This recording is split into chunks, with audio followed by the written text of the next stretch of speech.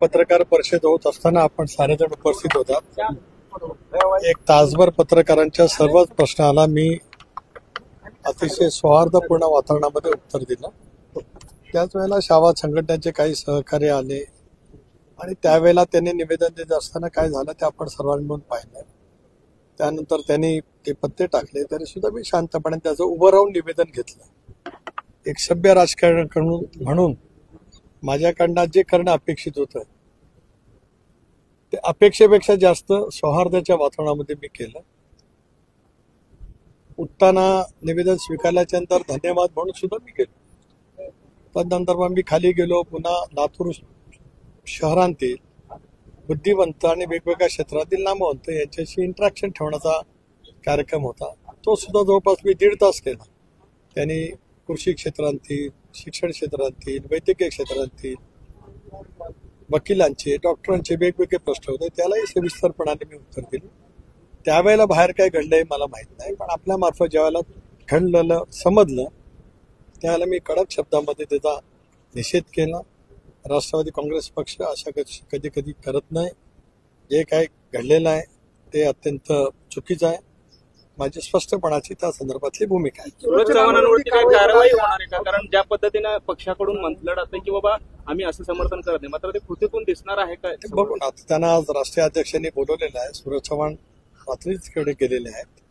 त्या संदर्भामध्ये सगळे जर बसून योग्य तो निर्णय नक्की घेतील। आम्ही आतल्या कधीच गोष्टीचं आयुष्यात समर्थन केलेलं नाही। माझ्या राजकीय जीवनामध्ये सुद्धा कधी झालेलं नाही। मी काल आपण बघत असाल, आपण शेतकऱ्यांचा किंवा पाऊस ओढ दिल्याच्या मधले इतके प्रश्न विचारले, मी सगळ्या प्रश्नाची सखोल उत्तरं प्रामाणिकपणे दिली। माझ्या कुठल्याही गोष्टीमध्ये काल घाई नव्हती, काय नाही। जे काही लोकशाहीमध्ये चौथा स्तंभ म्हणून किंवा लोकशाहीमध्ये प्रत्येक नागरिकाचा जो मूलभूत अधिकार आहे आणि त्या अधिकारच्यासाठी ज्यांच्याजवळ त्यांना बोलायचं आहे त्यांनी शांतपणाने ते स्वीकारलं पाहिजे।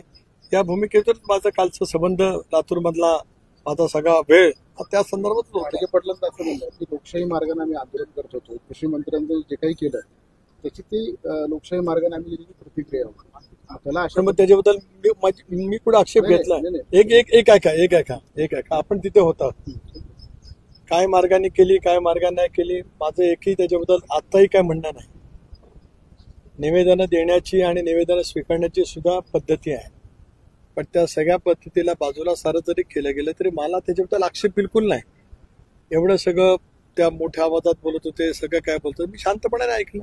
पत्ते टाकले तुम्ही होतात की तुमच्याकडे रेकॉर्डिंग असेल, तुम्हाला दाखवायचं असेल दाखवा, नाही दाखवलं तरी माझी हरकत नाही। ऐकून घ्या ना प्लीज, अजिबात नाही। त्यानंतर परत उठून निवेदन घेतलं। मी बसून पण घेऊ